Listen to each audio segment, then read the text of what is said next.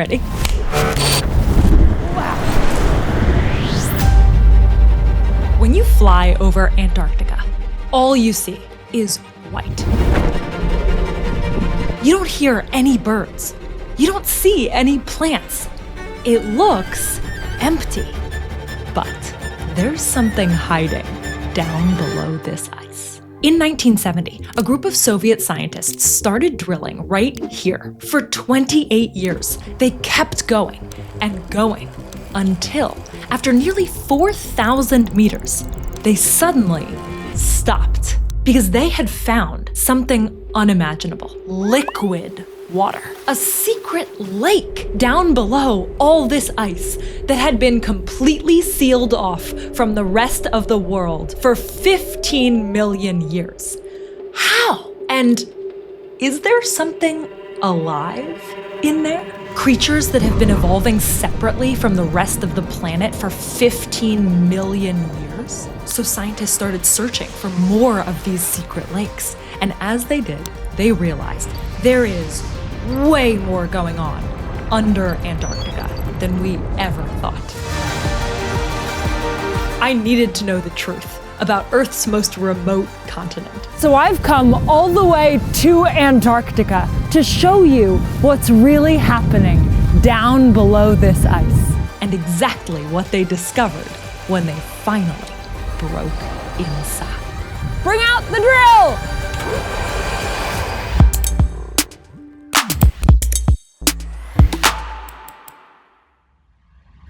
Ready? If you wanted to drill to the bottom of Antarctica, the first thing you need to realize is this ice is way thicker than you think. If we were to take a chunk out of this ice and place it on the surface, at its thickest, it would be this tall. Wow, that's nearly the height of Mount Kilimanjaro. You would have to stack the tallest building in the world 6 times to reach the top of that. And this isn't just one uniform block. It's full of all different kinds of ice. And if you looked into the hole left behind by our chunk, you'd see land. So, as we start drilling, at first we're passing through snow, which is surprisingly scarce here, because Antarctica is the driest, coldest, windiest continent on Earth. It's technically a desert. I can confirm it is very cold and very windy. On average, it only snows a couple centimeters a year here, meaning the snow just a few feet under your boots could be from a decade ago. But as our drill makes its way through this snow, the texture starts to change. The snow then, of course, keeps accumulating and the deeper layers become consolidated into firn. That's Dr. Stephen Chown, a biologist who specializes in life on Antarctica. He's leading the trip I'm on with the White Desert Foundation's Science Week. It supports scientific research in Antarctica. The firn that he's talking about is the stage between snow and ice. It looks like a frozen sponge. So we're drilling through this frozen sponge, and before we reach the point where it actually turns into ice, we hit something alarming.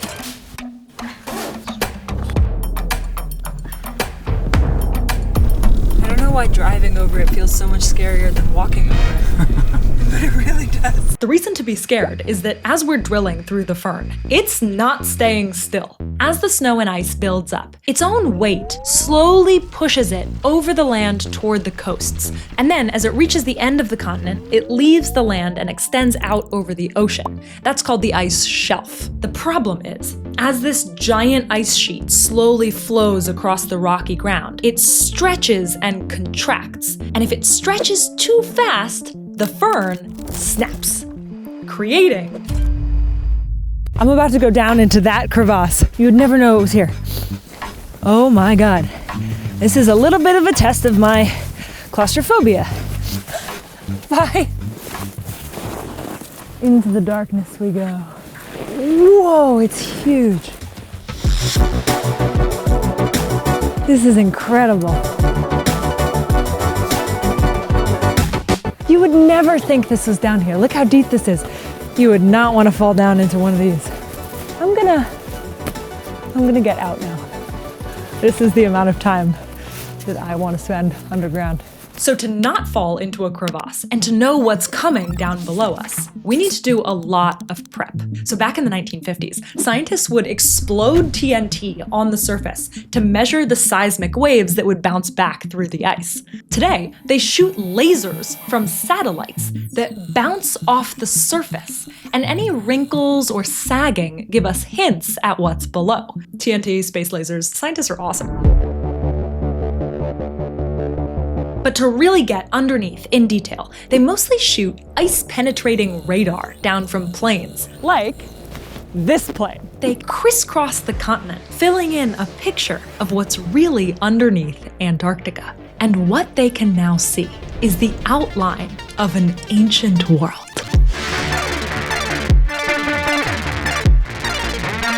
It's not flat. There's a trench deeper than the Grand Canyon, a completely hidden mountain range that rivals the European Alps, evidence of a massive impact crater and the largest volcanic region on Earth. But in the late 60s, as they were flying these ice-penetrating radar planes, they suddenly spotted something especially strange. And I also saw these weird depressions, a really big one. Like flat spots. Yeah, sort of a tiny depression. That earlier research with the TNT had hinted that there was something odd here too. And that Soviet drilling team, they're drilling right on top of it. So let's go deeper. The deeper we go, it's like we're going back in time. Layers upon layers stacked on top of each other. The pores in the spongy fern get squished and the air inside gets locked in, creating little bubbles from that time in history. So now we're passing the Renaissance, the Roman Empire, ancient Egypt, when humans started farming. There's the extinction of Neanderthals, and the first modern humans. And you can analyze that record by drilling a core all the way down through the ice. Wow, this is not easy. The snow here. Is it going down? It is. I can't tell. Come on! Oh, awesome! Oh! So here you can tell the story of the ice. So if you hold it up against the light, you can see some of the layers. I see it! Wow. Look at all these bubbles. Those are pieces of atmosphere from decades or centuries ago. But it's not just bubbles. It's also sort of these tree rings of different, I don't know what to call it, shades of ice. Exactly, yeah. But if you hold it up, you can see that there are actually lines in it. Ice that forms in winter has a different texture and composition to summer ice, creating these lines. And you can count them like tree rings. But you can also see huge sudden changes. Where you can see certain events like a volcano eruption, for instance. Like this. That dark line is ash from a volcano eruption over 20,000 years ago. And as I was looking at these layers of exposed ice, I realized why scientists said we're not allowed to do something while we're hiking on Antarctica. This is why you can't pee on the ice. Because if you did, one day some descendant of yours would be taking an ice core in Antarctica and they'd dig and dig and dig and they'd pull it out and they'd say, "What's that yellow line?" It's a funny way to understand what's really so important about this ice. It's this incredible record of Earth and life on Earth that we can learn from. For me, one of the most amazing, cool science things is that the team from Europe has found a core that's 1.3 million years, and they've pulled it out. They haven't yet analyzed it, but it's in the lab. Oh, that's so exciting. When can we expect it? I reckon in the next couple of years. Awesome. And that'll be the longest history of the planet's climate in ice.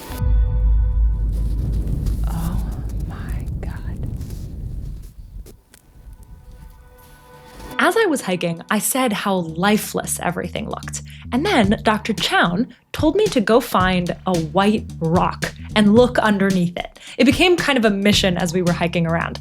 And at first, I really didn't understand why. Miko, I went for a hike. I'm in Antarctica right now, and I was picking up white rocks. Why would under a white rock be a good place to find life, as opposed to just under any rock? Those white rocks can let a little bit of light filter through, almost like a natural greenhouse effect for those tiny organisms underneath. It's a really neat adaptation. So this is Miko. It's like Clippy, but way smarter. Actually, wait, hold on one second. There's a secret way to turn it into... Yeah! I find that talking out loud to it sometimes helps me figure out what I'm most interested in, and then I can go deeper into the research and figure out which way I want to go with the story. I'm still on the hunt for a white rock with life underneath. Now, we're almost at the lakes. At around 3,500 meters, or over 2 miles deep, the ice has completely changed.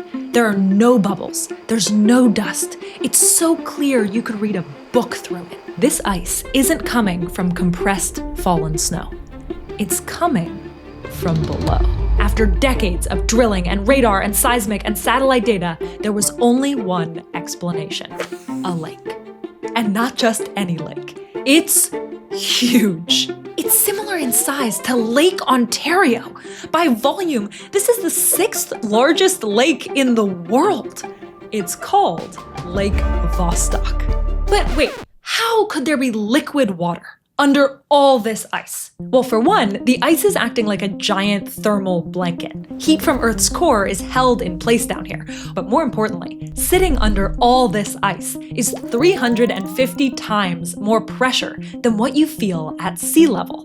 And as pressure rises, water stays liquid at lower temperatures, which means a massive under ice lake is possible. So now the question is, if there's water down there, could there be life? And if it was isolated from the rest of the world for 15 million years, what would it look like? With a drill poised right above it, they now have to decide, should they poke it? And they realized they could potentially go all the way through into the lake water. Was that risky? Yeah, oh, totally. Nobody knew what would happen. Like, would it pressurize and blow everything out? Would it, would it be really super dangerous? We actually looked at this very closely because we don't want to kill anybody. Oh, good. That's John Priskew, one of the first scientists to study Lake Vostok. If you take a Pepsi bottle and you put in a Mentos, one of these little minty things, and blow it in, it just blows up. So that's what we're looking at. So Lake Vostok's got a lot of water. It'd be a blowout like a volcano. This took about 10 years to sort out. It took a good portion of my life. But during this time, studies kept finding more and more lakes, hundreds of them. And satellites revealed something very weird. The ice sheet was lifting and dropping, almost 10 meters in some places. And Dr. Helen Fricker was the first to notice. Yeah, it was pretty incredible. It was one of those like jaw-dropping moments. While Vostok and other lakes like it sat sealed off, around the continent there were hundreds of other active lakes that can literally lift and drop parts of the ice sheet as they filled and drained into one another. And the first one that she saw was here. The whole lake shape looks like a footprint. So there aren't just lakes down there. It's an entire plumbing system under the ice, connected by rivers. So at this point, over a decade had passed since drilling had paused at Vostok, and we'd learned so much. So now, the plan wasn't for one country to drill into one lake. It was for 3 countries to drill into 3 lakes. The Russians into Lake Vostok, the British into Lake Ellsworth, and the Americans into Lake Whillans. Time to poke an ancient lake. First up, the Russians. They had a massive head start with their effort to drill into Lake Vostok, but they had a problem. Their hole was already filled with drill fluid to prevent it from freezing, specifically kerosene. So to solve this problem, they added Freon, which is heavier, and the idea was that it would act like a plug. And then they used a special drill with a heated tip to slowly melt into the surface of the lake. And as soon as they broke through, the pressurized water from the lake shot up over 30 meters into the hole, pushing the kerosene and the Freon away. I saw the videos and there was kerosene blowing out of the top of that hole. It was a little scary. I'd be running as fast as I could. They left that new lake water in the hole to freeze for a season, and then they pulled it up to study it. And the headline said that they found a totally new type of bacteria. But those bacteria were suspiciously similar to the bacteria found in kerosene. Problem was that it mixed with the drilling fluid, which is highly contaminated. It's full of bacteria. They didn't publish anything. It was controversial because many people said they had contaminated it with drill fluid. So the international science community was skeptical of the Russian find. But the British and the American teams were still trying to poke their lakes. And they were using a different drilling tech that didn't use drill fluid, but super clean hot water that was filtered and decontaminated with UV light. This boiling, pressurized water just blasts and melts away the ice. But it still needed fuel to power the thing. And the British team, they ran out. The other teams tried to help them get more fuel, but they couldn't. So now, with only one team left, they slowly went deeper and deeper and deeper until finally. And I remember breaking into the lake, and you could hear the cheers. The whole roar went up. It was pretty, I had goosebumps, and we broke through. So they bring up a sample of liquid water from this lake, and inside they find life. Tons of life! A full ecosystem with colonies of bacteria and tiny organisms that were all thriving without sunlight. And in 2018, they did it again, here. This time sampling sediment, too. Dr. Priscu gave us a sneak peek of the research that he's about to publish from that lake. And it seems to show that some of the life under Antarctica is genuinely new and different than anywhere else on Earth. We found some new kinds of viruses that are bacterial viruses. Don't worry, these are viruses that are specific to bacteria. They're not going to infect you. I was worried about that too. I want to study them, I just want to never get them. No, I don't think we're going to get them. I mean, I'm still alive. Do you think that there are larger animals down there that we haven't seen yet? Yeah, that's a good question. We looked around, we took an ROV, we had cameras going. So unless they're avoiding us, they're not. But that new microbial life is really special because while it's new to us, But Antarctica hasn't always been fully covered with ice. So maybe the new life we find is old life. Old new life. using this new research, we can learn about the origins of life on our planet and even beyond it. One of the coolest things about this story is that all of this science, all of this drilling through incredibly thick ice and not contaminating it or us, and all of this technology is exactly what we would use to explore the icy moons and planets for alien life. Finding life here makes many scientists think that we'll find it out there. Do you think that there is life on the icy moons like Europa? Yes. Yes, definitely. We found life in one of the coldest, darkest, most alien places on Earth. There are hundreds of other lakes still untouched. And while scientists think it's very unlikely that any of them contain larger life forms, what's inside is still a mystery. It's just cool. Science is amazing. And humans are amazing at doing this. We have a lot more to explore. Exploring has never been easy. The teamwork involved, so many people involved, it's just an incredible thing. But it's worth it. There are still untouched places left to be discovered and new mysteries to solve. Huge if true. We're making another episode all about what really happened with the ozone layer on Antarctica and the current science happening right now. So if you want to know more, subscribe.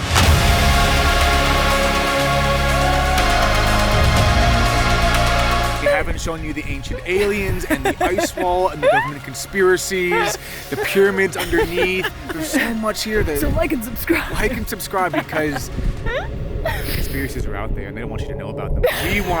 Come to us and we will tell you. I think there's one of the aliens right now. That's what you're hearing. Wait. Oh no!